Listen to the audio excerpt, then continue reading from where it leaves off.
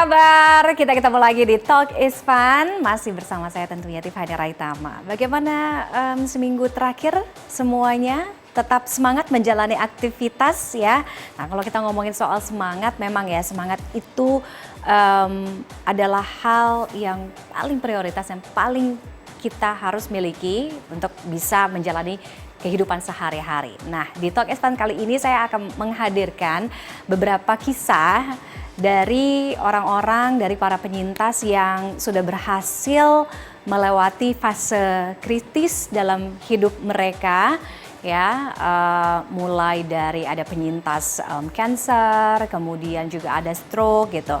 Nah yang pertama, sosok yang satu ini teman saya berhasil melewati fase kritis selama 9 hari, ya, koma selama 9 hari, bahkan cuci darah selama 80 jam.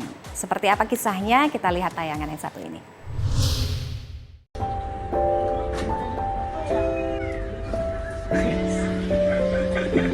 Kesempatan hidup kedua terjadi pada beberapa orang di dunia.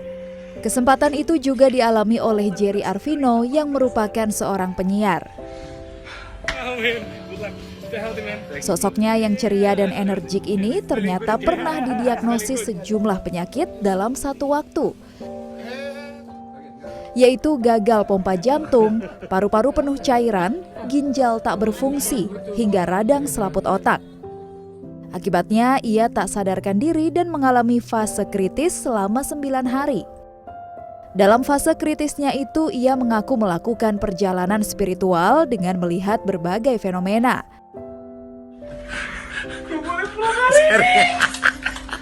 Namun, mukjizat itu memang nyata. Jerry akhirnya sadar dari mati surinya itu dan bisa kembali menjalani kehidupan di dunia. Melewati fase kritis yang mungkin bisa dibilang koma 9 hari, kemudian diberikan kesempatan oleh Tuhan bisa hidup kembali, ya, kemudian melewati proses penyembuhan dan akhirnya bisa beraktivitas normal seperti sekarang. Sudah hadir bersama saya ada Jerry Arvino. Jer, apa kabar Jer? Baik. Biasanya kita ngomongin olahraga, ternyata di balik perjalanan itu ada kisah perjuangan ya. Yes. Tadi mungkin kita sudah kasih sedikit gitu ya bagaimana perjuangan Jerry melewati fase kritis koma 9 hari. Jadi apa penyebabnya? Oke, sebenarnya kalau penyebab kayaknya sampai sekarang juga diagnosa dokter waktu itu tuh nggak begitu clear gitu ya. Sebenarnya apa alasan utamanya kenapa bisa sampai separah itu gitu ya? Karena kan lumayan komplikasi ya. Complicated banget, ada namanya kardiomiopati. Jadi si jantung itu kan harusnya mompa darah gitu kan. Nah dia tuh si jantungnya mompanya tuh nggak bisa kepompa gitu karena otot jantungnya lemah. Jadi nggak memompa gitu. Nah otot jantung lemah itu karena kekurangan oksigen katanya. Dan ini bukan turunan, tapi karena misalnya pola hidup dan juga pola tidur gitu. Nah karena nggak bisa memompa darahnya, jadi darahnya tuh nggak ngalir dengan baik, akhirnya banyak numpuk di paru-paru. Jadi ada mungkin diagnosa asumsi gitu kayak pneumonia ya, yang kayak paru-paru basah gitu. Jadi kayak aku lihat di ronsen tuh si paru-paru itu putih gitu warnanya, putih kayak putih tembok gitu.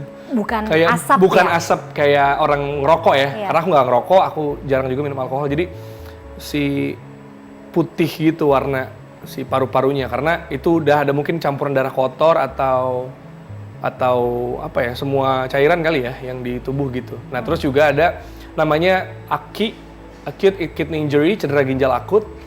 Itu aku sampai dicuci darah nih ya, ini ditusuk gitu sekitar 80 jam. Itu kayaknya ya karena aku tuh dulu kan lumayan apa ya, bener-bener padet banget gitulah.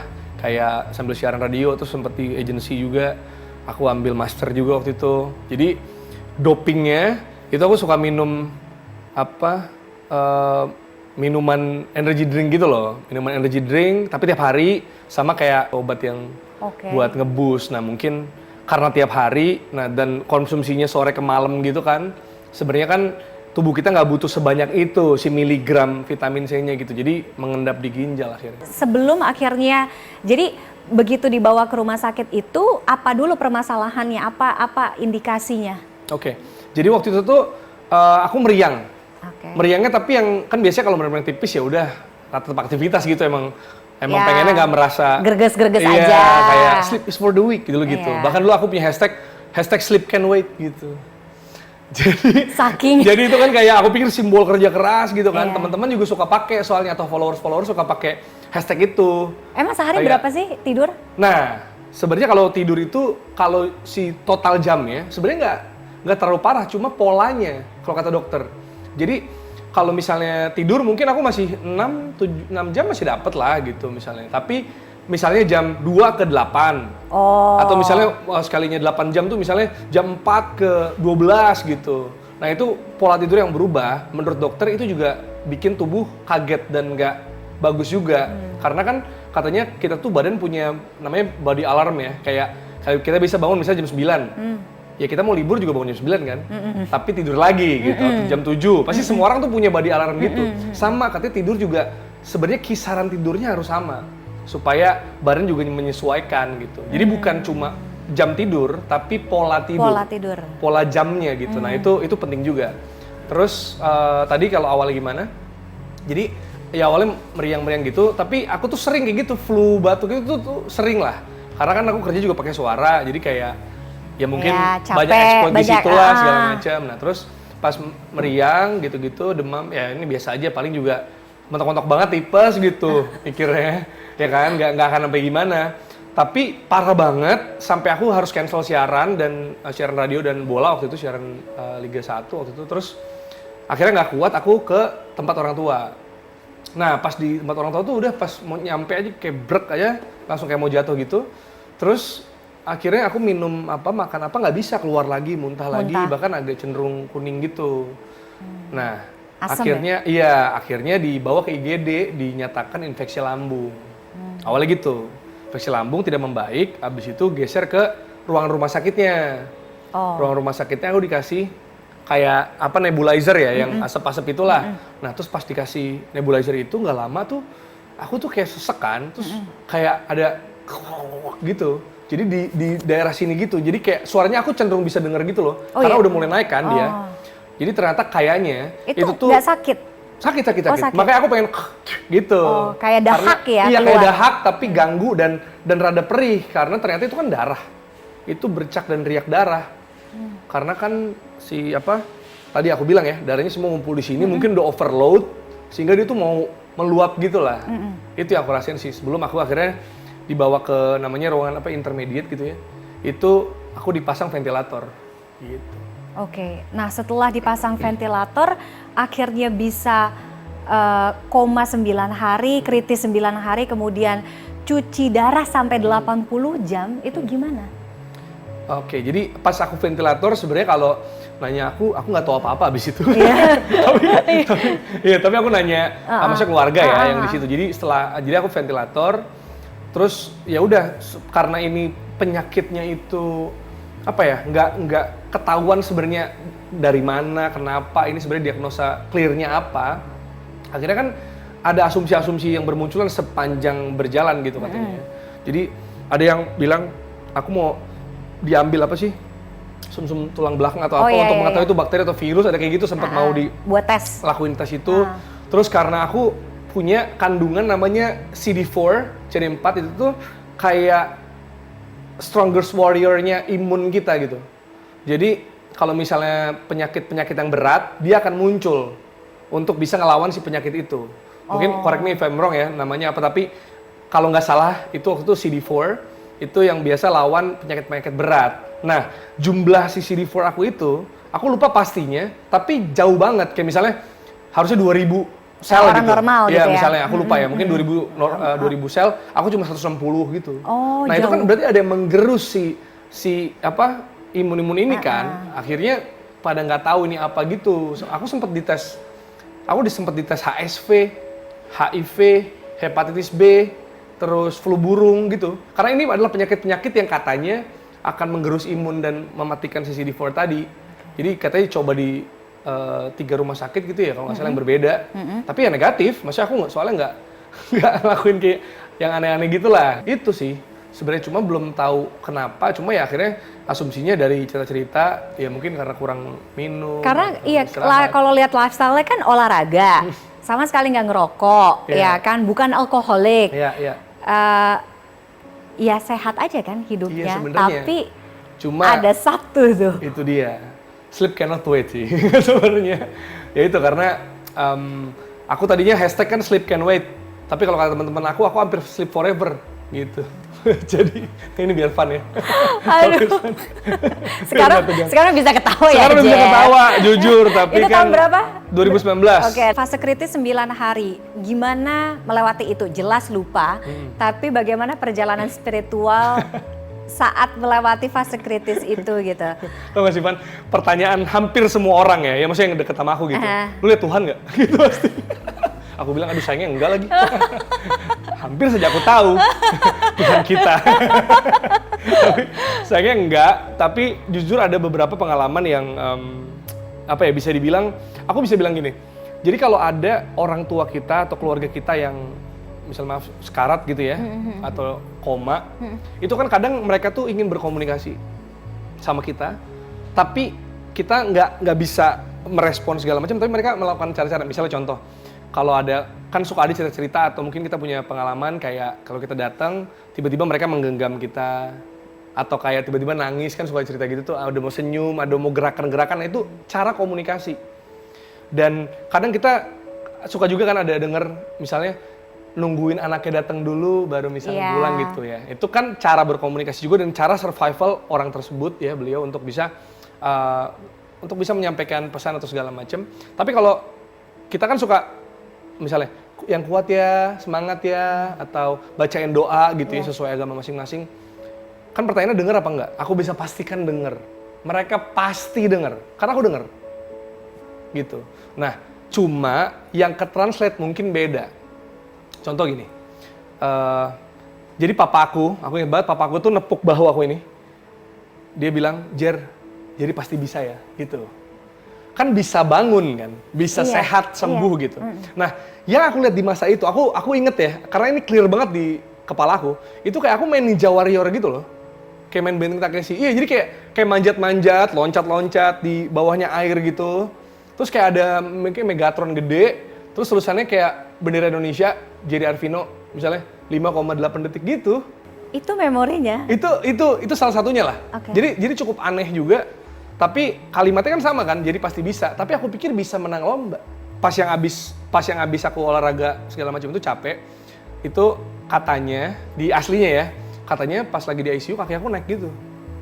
Jadi tidur kakinya naik gitu kan, orang, apakah ini kesurupan, kerasukan, setan ICU gitu kan? Atau udah mau sadar gitu iya, kan? nggak tahu. Tapi kan kaki yang naik aneh banget kan. Iya. Oh, aku ada kayak gini, gitu-gitu aja tangannya kan aku diikat-ikat gitu kan, tapi mau gini-gini. Itu mereka pikir jadi kayak MC deh gitu. Tapi aku kasih tahu, MC nggak mungkin ngapain gini-gini gitu. Sebenarnya aku inget ya, aku di sebuah stadion, abis itu ada kerusuhan fans. Jadi panpelnya bilang, coba dong speech gitu. Hei, kita semua bersaudara gitu. Sampai momen terakhirnya ya, aku cerita momen terakhirnya aja.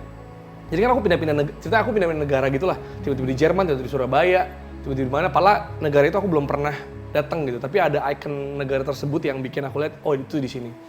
Pas ending, jadi aku di sebuah basement gitu, gelap banget. Cuma ada satu ruangan kecil, mungkin segini lah ya, segini, ada cahaya dari dalam. Ya udah aku masuk. Pas aku masuk, cuma ada kayak gini nih, tapi kecil doang gitu. Terus ada kasur satu. Terus habis itu aku tidur di kasur itu. Nah, pas aku tidur di kasur itu, terus aku melek kan. Nah, pas aku melek, ada keluarga aku gitu. Ketika berarti 14 Juli ya? Sadarnya ya? Iya, pertama kali sadar Juli, 19, ya kan? Apa yang dilakukan pertama kali atau mungkin apa yang diingat ketika pertama kali sadar? Aku cuma lihat terus ada keluarga aku, terus aku pura-pura jantungan gitu. Gitu. Jadi kan aku iseng aja ngerjain, apa nih rame-rame. Gitu. Kan aku nggak tahu aku jantungan sebenarnya waktu itu. Jadi pengen ngelawak aja, maksudnya biar terus mereka kayak marah gitu, nggak lucu ya. Duh, kenapa nih gue? Gitu. Ya tapi aku ngelihat ada orang terus badan aku tuh bintik-bintik merah. Terus Iya, kayak ini aku udah brewok banget, kayak kan nggak bisa cukur segala Iya. macam. Melewati fase kritis, kemudian recovery-nya pun berapa lama waktu itu? Recovery fisik atau mental ya, kalau fisik dan mental ya sebenarnya mungkin 1,5 bulan ya. Sebulan setengah. Ya maksudnya aku tuh kalau nggak salah tuh 1,5 bulan atau bulan kedua baru bisa nge-MC pertama kali. Maksudnya bisa keluar lagi, tapi dengan masih ya itulah ya. Oke. Apa perubahan paling besar dan pembelajaran paling besar setelah melewati itu semua, Jar? Perubahan besar jelas jam tidur. Kalau sekarang tuh sangat selektif lah ya. Kalau misalnya kecuali yang siaran pagi, misalnya emang harus itu. Tapi nggak. Kalau dulu kan kayak tiap hari banget, kayak Senin sampai Minggu. Dan aku merasa aku tuh nggak punya me time bahkan. Jadi me time aku itu kerja, karena aku suka kerjaan aku. Dulu aku ngerasanya kayak gitu ya. Sekarang tuh aku ada dari seminggu lah. Paling nggak aku minimal aku ada one day off. Maksudnya one day off yang di rumah tuh pokoknya cuma admin day gitu atau enggak. Ya istirahat ya kan? istirahat, maksudnya nggak benar-benar gimana gitu. Karena dulu kan Senin sampai Jumat, terus Sabtu Minggu juga misalnya aku nge-MC apa segala macam gitu. Jadi itu akan sangat berpengaruh juga. Cuma kalau pembelajaran yang menurut aku penting banget buat aku adalah filter pertemanan. Ternyata aku jadi tahu gini. Jadi aku tuh kan kayak orang bilangnya people pleaser gitu lah. Jadi kayak temen banget. Jadi kayak misalnya, contoh simpelnya misalnya kamu putus.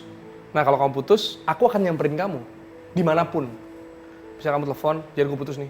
Kan mestinya kan kamu mau curhat ya kamu nyamperin aku kan. Nah aku tuh kayak gitu loh, kayak lo lagi kenapa, jam berapa, ya udah aku temenin. Itu contoh simpel lah. Intinya adalah segitunya banget. Nah tapi ternyata seiring kita gede, yang aku rasain ya, seiring waktu juga, sebenarnya nggak semua orang worth our time and energy. Dan itu lumayan mengubah aku banget sih. Kayak mendingan aku spend time sama orang-orang yang bener-bener peduli sama aku, dan aku spend time sama diri aku karena aku harus peduli sama aku. Aku nggak tahu ini orang setuju apa nggak. Menurut aku sehat itu nggak mahal, sakit itu mahal.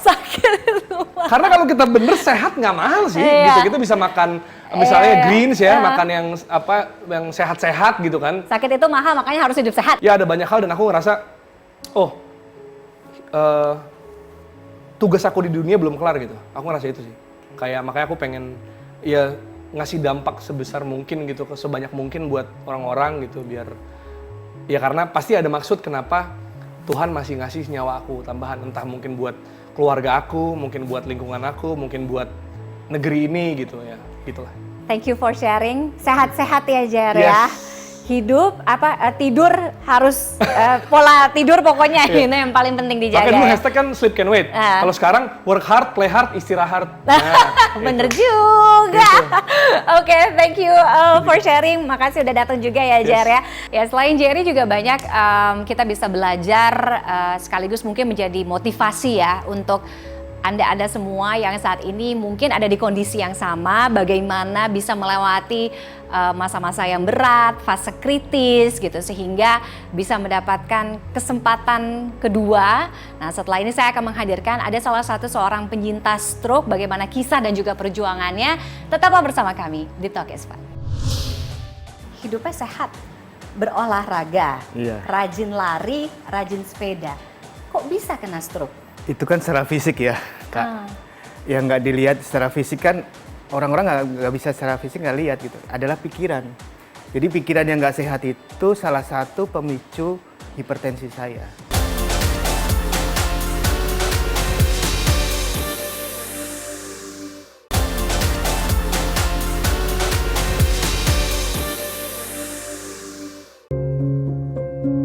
Dikonsumsi oleh penyintas stroke maupun pasien stroke.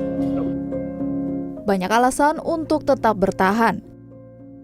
Mengalami kelumpuhan akibat stroke yang dideritanya, Alfa Andito menjadi contoh nyata, tak ada perjuangan yang sia-sia. Di usia 40 tahun, Alfa harus menerima kenyataan pahit setengah tubuhnya tak dapat digerakkan.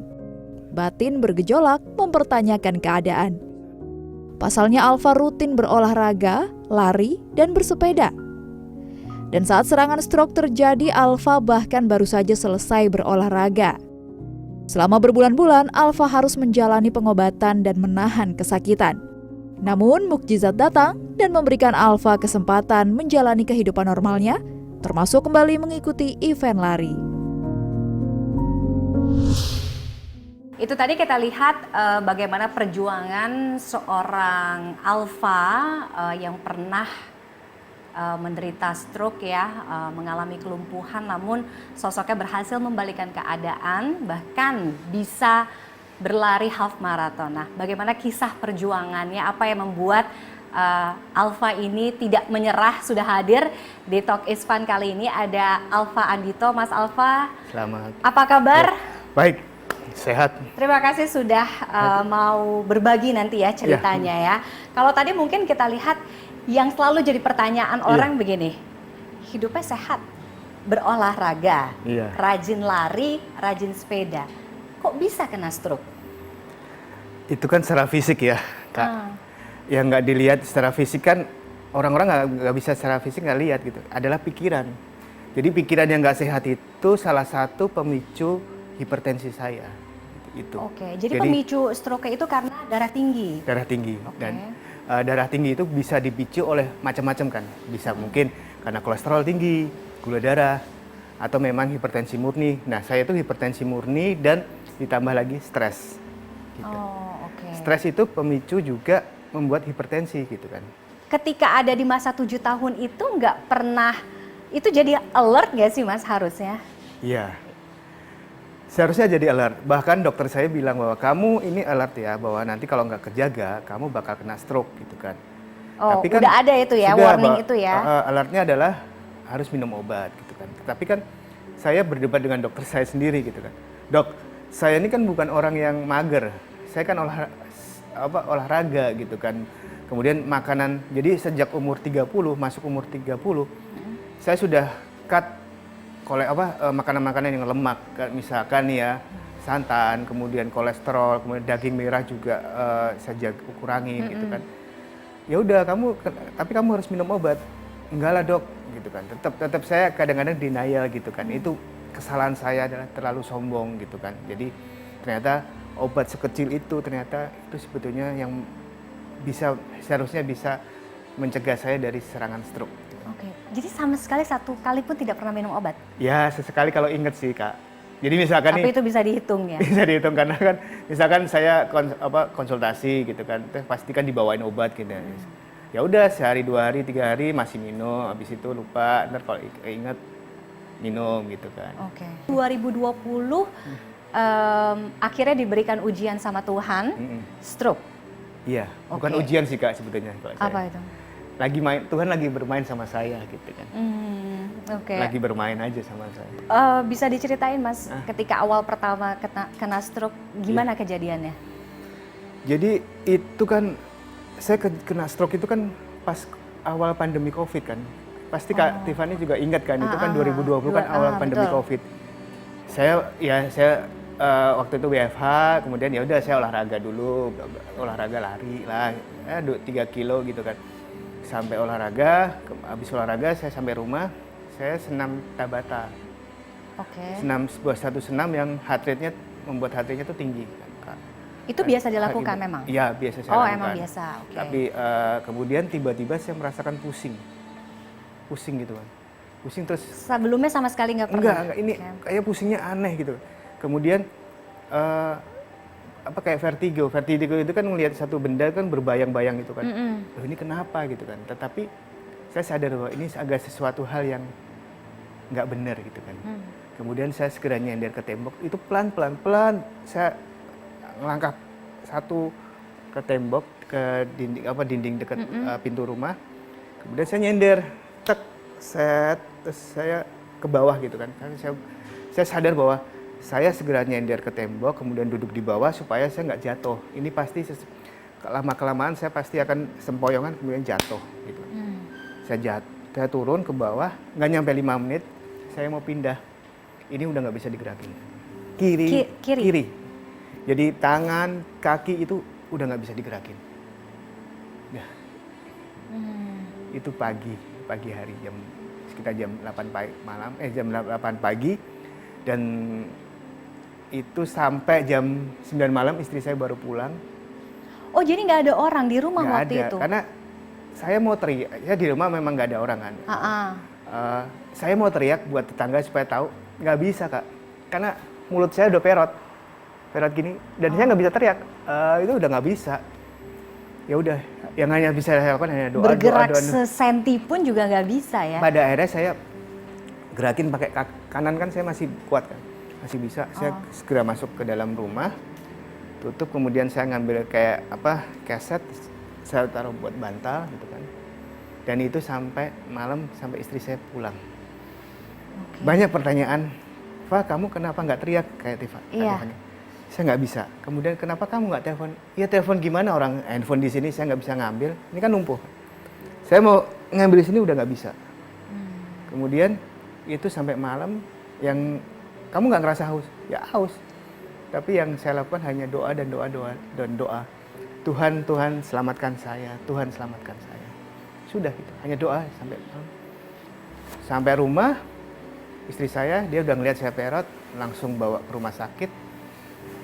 Bener, langsung di MRI, ketahuan bahwa saya mengalami pendarahan di otak.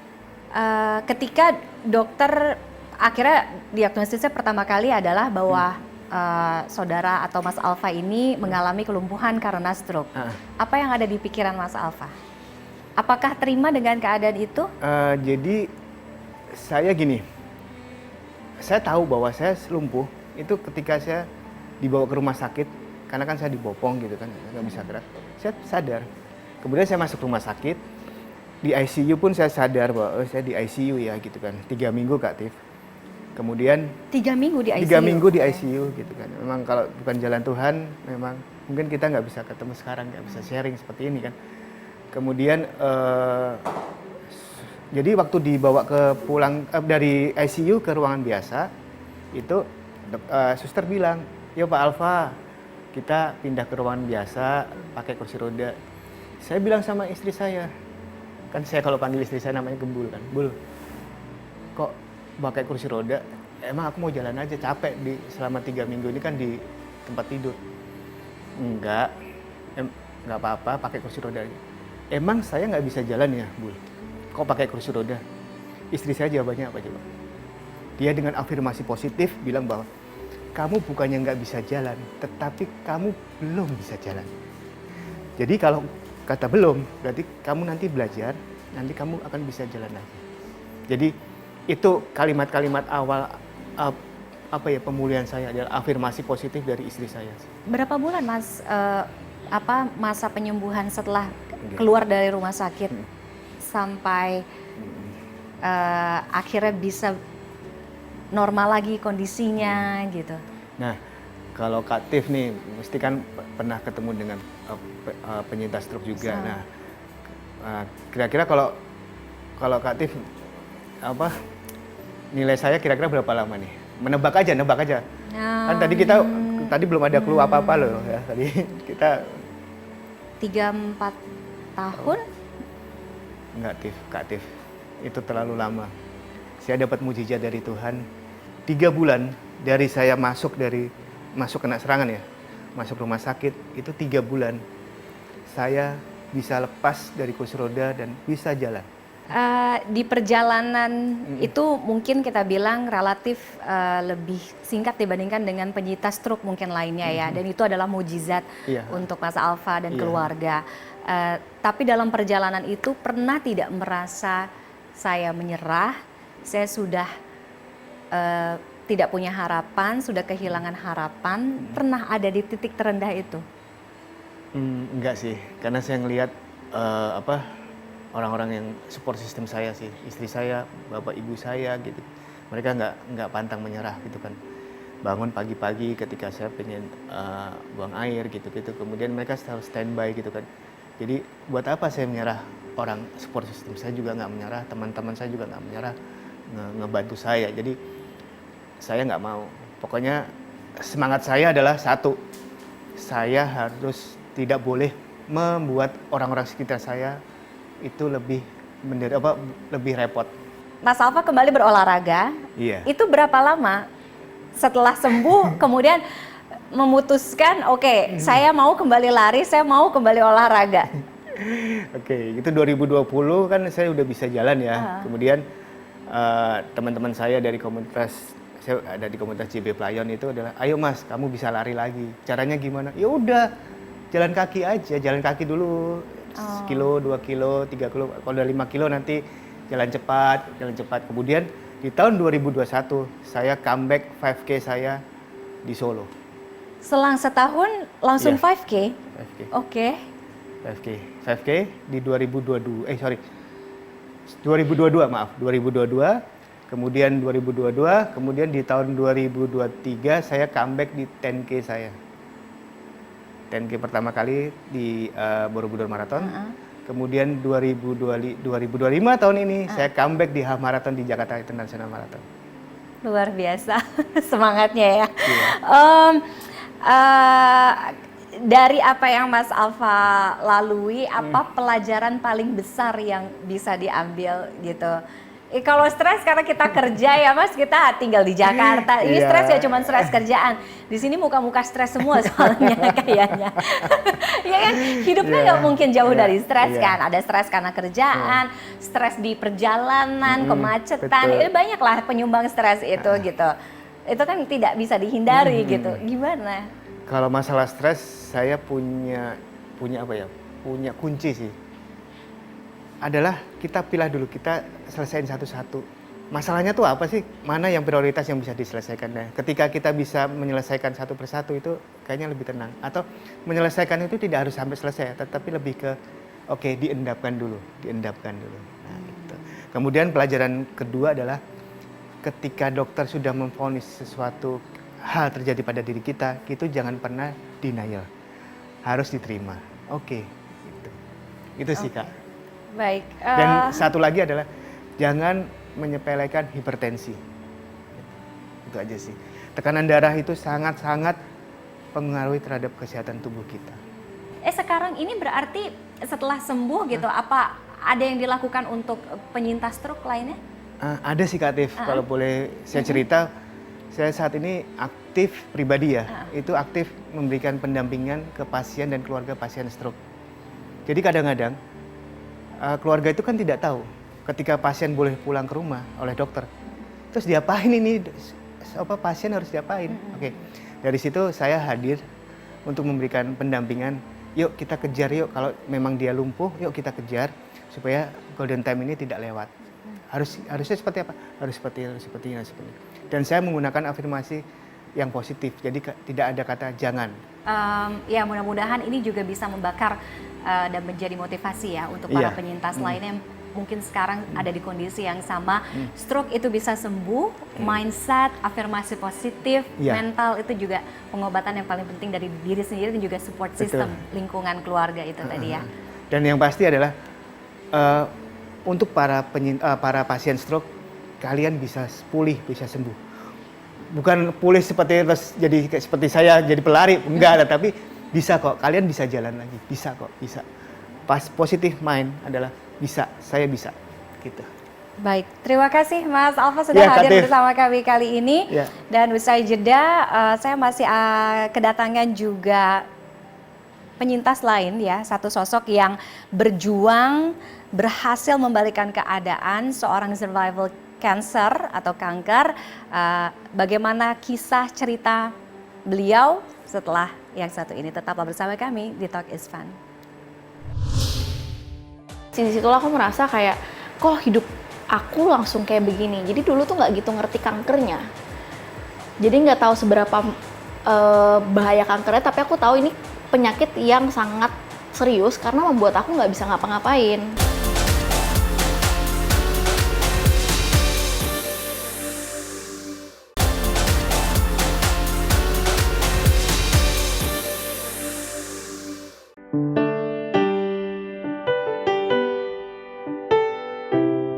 Tetap kuat menjalani ujian berat.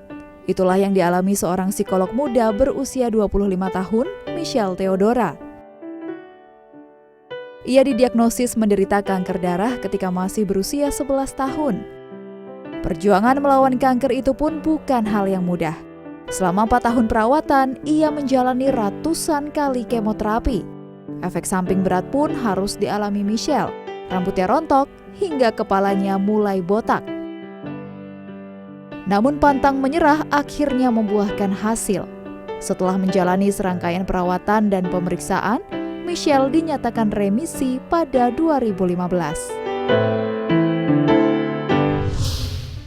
Mujizat itu nyata. Mungkin ini tepat menggambarkan mereka, para penyintas, termasuk tamu saya berikut ini. Dia adalah seorang penyintas dari leukemia atau kanker darah. Sudah hadir bersama saya, Michelle Theodora. Michelle, apa kabar? Puji Tuhan baik, terima kasih. Terima kasih sudah mau datang dan berbagi bagaimana kisah perjuangannya. Michelle adalah seorang penyintas kanker leukemia, ya, kanker betul. darah ya. Itu kapan, kemudian bagaimana awal mula Michelle didiagnosis leukemia? Waktu itu dimulai dari November 2011 sih, waktu itu awal 2011. Terus aku pengobatannya selama 4 tahun, udah sampai 2015. Tapi awal mulanya itu dimulai dari aku kehilangan keseimbangan waktu itu di sekolah. Jadi Oh, ini berarti pas Michelle masih umur 11 tahun. 11 tahun. Ya, umur 11 tahun di sekolah, lagi main sama teman.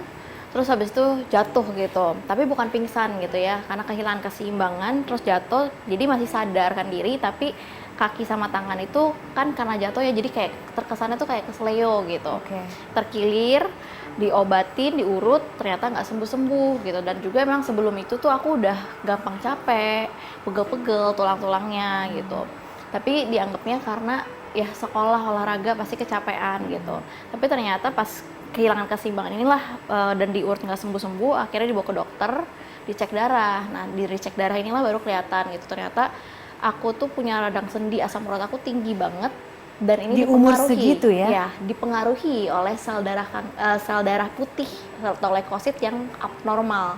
Jadi tingginya itu bukan karena rematik atau bukan karena asam uratnya, tapi karena katanya dokter dugaan itu karena emang sel darah putihnya ini yang mempengaruhi, itu juga jadi tinggi gitu. Nah, sel darah putih ini kenapa dideteksikan, kenapa ini bisa tinggi, ternyata karena ada kanker darah atau leukemianya itu gitu. Oke, sebelumnya memang indikasi atau gejalanya hanya sebatas kecapean gitu, hanya itu saja? Sebatas itu, jadi memang nggak gitu kelihatan ya. Kalau kanker organ tuh mungkin kelihatan ada benjolan atau ada sesuatu yang mencurigakan. Kalau ini tuh karena di darah ya, jadi kayaknya nggak terlalu kelihatan. Aku cuma kecapean. Terus waktu itu kuku sih waktu itu mungkin ada rada biru ya, rada biru. Terus habis itu sama pegel-pegel aja badannya. Terus proses penyembuhannya gimana? Pengobatannya gitu? Pengobatannya waktu itu di kemoterapi dan juga aku ada radiasi. Jadi lebih dari 100 kali kemoterapi, ada Lebih dari 100 lebih dari kali? 100 Selama kali. kurun waktu 4 tahun. 4 tahun itu? tahunnya, iya. Oke, berarti setiap bulan bisa lebih dari 1 kali 2 kali dong? Bisa lebih. Jadi kemoterapi itu memang ada fasenya, Kak. Jadi ada fase namanya itu yang di awal nih induksi kalau nggak salah. Jadi ada fase kalau induksi ini benar-benar kayak intens banget. Ini khusus kanker darah ya. Aku nggak ngomong yang aku alami itu ada yang intens banget, setiap minggu tuh bisa selalu ada. Dan kemoterapi itu tipenya beda-beda. Ada yang infus, ada yang suntik kayak vaksin. Ada juga yang kayak radiasi gitu ya. Diradiasi kan pakai sinar gitu ya. Jadi intensitasnya beda-beda, frekuensinya itu beda-beda gitu. Jadi ada yang sebulan sekali, ada juga yang 3 bulan sekali nanti lama-lama. Jadi begitu fase ini selesai gitu, nanti ada tahap juga maintenance di mana lama-lama jadi 3 bulan sekali seperti itu. Oke, apa yang kamu rasakan pada saat itu yang kamu bilang mungkin ke keluarga kamu gitu? Aku nggak ada pemberontakan gitu? Ada banget. Jadi awalnya karena sebagai anak 11 tahun gitu ya, aku waktu itu bener-bener pas sakit kanker ini, aku awal-awal aku tuh nggak bisa terima keadaan. Aku marah, aku kecewa, aku tuh nangis setiap hari karena kondisi aku saat itu kan awalnya memang karena jatuh ya dan kenanya ke tulang. Jadi itu tulang-tulang aku semuanya sakit. Aku nggak bisa tidur baring pun nggak bisa rata. Tidurnya tuh harus duduk pakai ranjang rumah sakit. Jadi kalau diratain tulang-tulang semua sakit, aku susah nafas. Terus jadi duduk pun ini harus ada ranjang di belakangnya. Kalau nggak ada ganjelan, aku bakal jatuh ke belakang. Jadi harus tegap gitu ya? Nggak harus tegap, tapi nggak nih kayak sekarang nih ya. Ini aku nggak bisa menahan, nggak punya kekuatan untuk menahan tubuh aku sendiri gitu. Jadi nggak bisa tidur, nggak bisa duduk, nggak bisa jalan juga. Jadi di situlah aku merasa kayak, kok hidup aku langsung kayak begini. Jadi dulu tuh nggak gitu ngerti kankernya. Jadi nggak tahu seberapa bahaya kankernya, tapi aku tahu ini penyakit yang sangat serius karena membuat aku nggak bisa ngapa-ngapain. Dan aku nggak tahu kapan aku bisa tidur baring, aku nggak tahu kapan aku bisa jalan lagi. Itu semua membuat aku ngeri. Jadi kayak, kok gue nggak tahu nih masa depan aku kayak gimana. Jangankan mikirin masa depan, gimana sekolahnya, tapi tidur baring aja aku nggak bisa gitu. Gimana aku bisa mikirin ke depannya gitu kan. Dan disitulah aku marah, bukan cuma marah ke keadaan, tapi aku marah ke Tuhan. Aku marah ke Tuhan, aku nanya kenapa harus aku yang sakit, kenapa orang jahat di luar sana kayak hidupnya enak-enak aja. Padahal aku pegang firman Tuhan setiap hari. Jadi dari kecil tuh emang dibiasakan orang tua untuk dekat sama Tuhan gitu ya. Tapi ternyata di saat itu aku masih marah karena aku masih memandang Tuhan dengan cara yang salah. Waktu itu aku masih memandang Tuhan cuma sekedar Santa Claus yang kayak seolah-olah tuh kalau misalkan aku berbuat baik, aku harusnya dapat berkat. Aku berbuat baik karena aku mau dapat berkat. Kalau aku berbuat jahat baru aku dihukum. Tapi kan aku nggak jahat Tuhan. Aku nggak mau nyontek. Aku jadi anak yang jujur, jadi anak yang taat. Kenapa yang aku dapat bukan berkat, tapi kok penyakit. Tapi lewat proses itulah pelan-pelan Tuhan bentuk ya mindset aku, perubahan karakter, perubahan tentang pandangan terhadap Tuhan sendiri dan pandangan terhadap kehidupan itu sendiri juga gitu. Ini mengubah cara pandang kamu terhadap kehidupan, terhadap pencipta, ya kan, terhadap Tuhan. Bagaimana kamu memaknai itu ya? Pernah nggak ada di satu titik Michelle nggak mau minum obat, nggak mau pengobatan gitu, karena udah capek aja? Dari awal itu sebenarnya aku nggak mau disuntik. Aku takut banget sama jarum Baik. suntik. Itulah Karena kenapa anak kecil ya? Iya. Iya. Jadi itulah awal mula kenapa aku juga marah sama Tuhan, karena Tuhan tahu aku paling takut jarum suntik. Kenapa dikasih penyakit yang ibaratnya itu penuh dengan jarum suntik gitu. Padahal ternyata kan memang Tuhan tuh nggak pernah ngasih ya. Pencobaan tuh nggak datang dari Tuhan gitu kan. Tapi di saat itu aku memahaminnya tuh penyakitnya datangnya dari Tuhan. Jadi marah-marahnya ke Tuhan.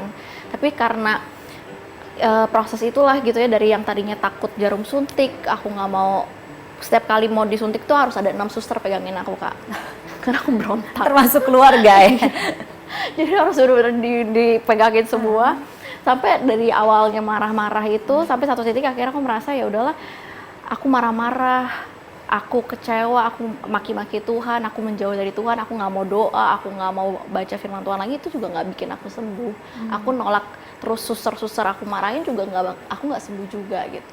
Sampai akhir titiknya dimana aku belajar untuk yaudah, walaupun aku nggak ngerti kenapa aku sakit dan kenapa ini semua terjadi sama aku nggak mau tahu lagi juga itu kenapa. Yang penting sekarang aku gimana cara bisa sembuh. Nah situlah titik awal juga dimana aku belajar untuk berserah gitu ya, bukan menyerah. Kalau menyerah itu kan pada keadaan, tapi berserah itu kan sama yang di atas gitu ya.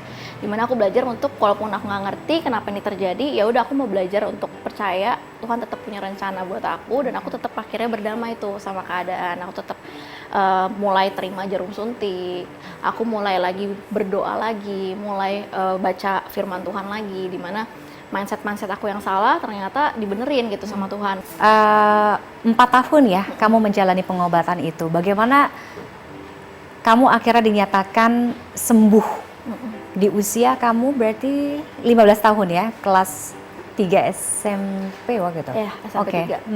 Gimana?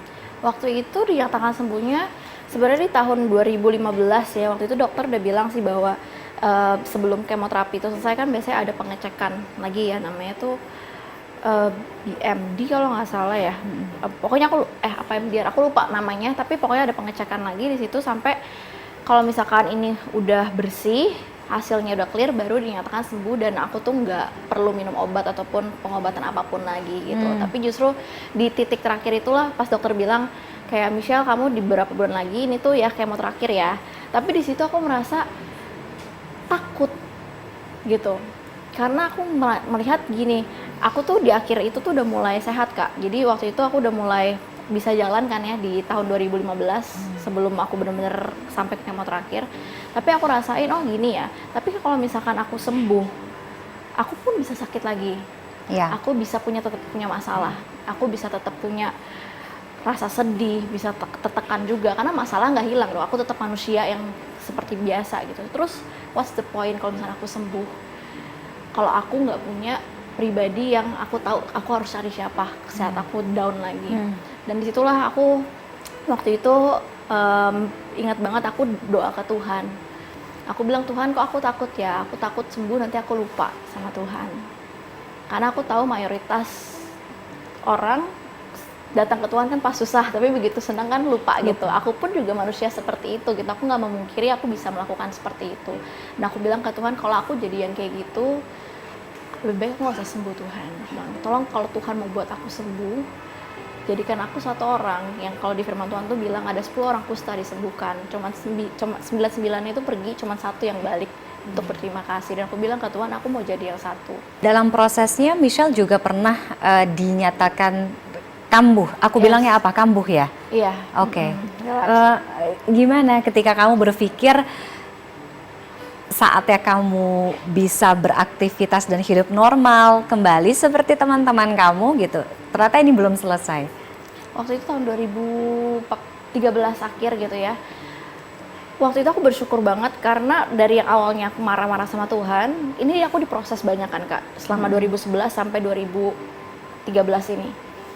Pas 2013 dinyatakan kambuh, aku udah responnya udah berbeda.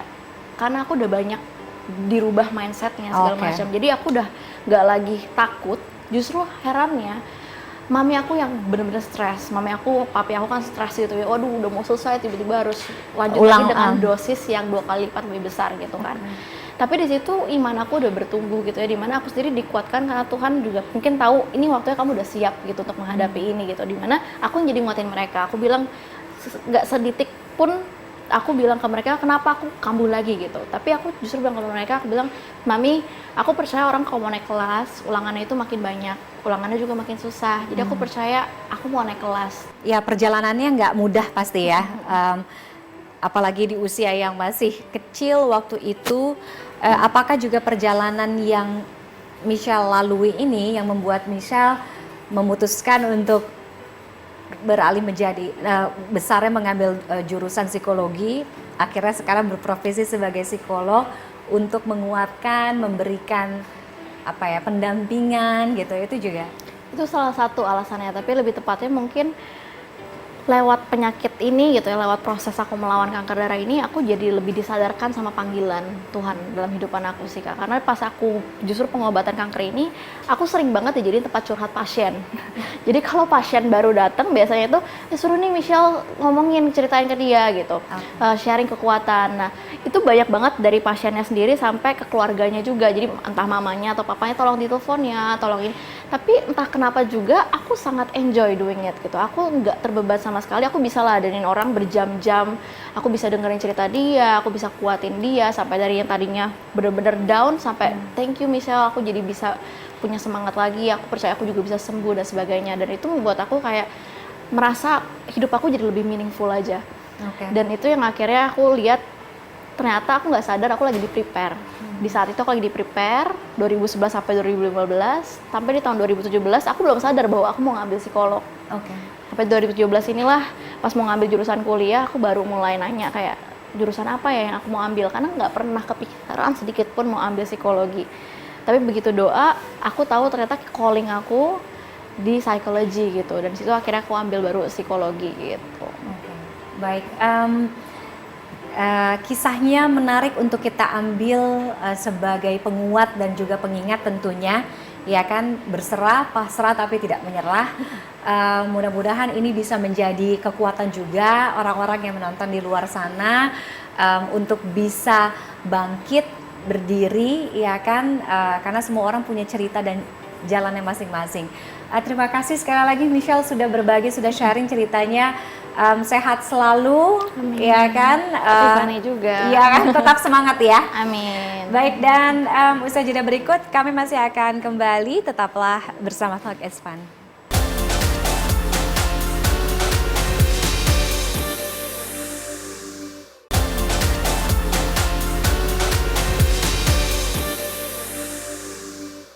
Masih di Talk is Fun, dan sekarang saatnya saya mau kasih rekomendasi pilihan ya untuk Anda, referensi dari berita hiburan, teknologi, gaya hidup, dan juga olahraga seperti biasa dalam Hot Fix, Hot Topics. Yang pertama, saya mau kasih rekomendasi film-film apa saja ya, khususnya film-film romantis yang kayaknya bikin kita tuh hati itu tersayat-sayat, baper pisan pokoknya ya. Film apa saja? Kita lihat. Ini dia, film romantis akan selalu ada dari masa ke masa, namun ada sejumlah film romantis yang bisa dibilang tak lekang oleh waktu. Ada Before Sunrise, kemudian Eternal Sunshine of the Spotless Mind, kemudian ada Moonlight, ada Portrait of a Lady on Fire, kemudian ada juga Past Lives di tahun 2023 yang bercerita tentang dua anak yang sudah dekat sejak berusia 12 tahun, namun harus terpisah ketika keluarga salah satunya ini memutuskan untuk migrasi ke Kanada. Meski begitu, keduanya bertemu lagi 12 tahun kemudian dan CLBK alias Cinta Lama Bersemi kembali. Kita bergeser selanjutnya ke teknologi yang suka dapat WA gitu ya, kiriman pinjol-pinjol. Ini nih, saya mau kasih tips atau cara bebas dari kiriman-kiriman pinjol.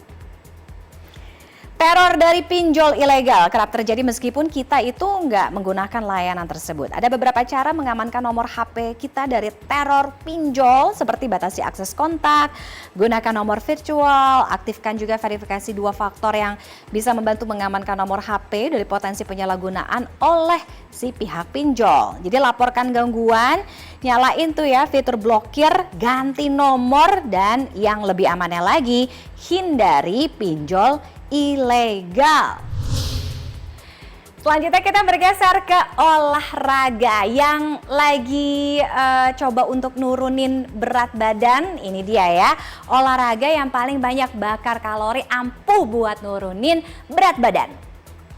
Olahraga jadi salah satu cara ampuh untuk membakar kalori dan menurunkan berat badan. Apa aja ya olahraga yang paling banyak membakar kalori? Nah, yang pertama jelas ada lari, kemudian sepeda.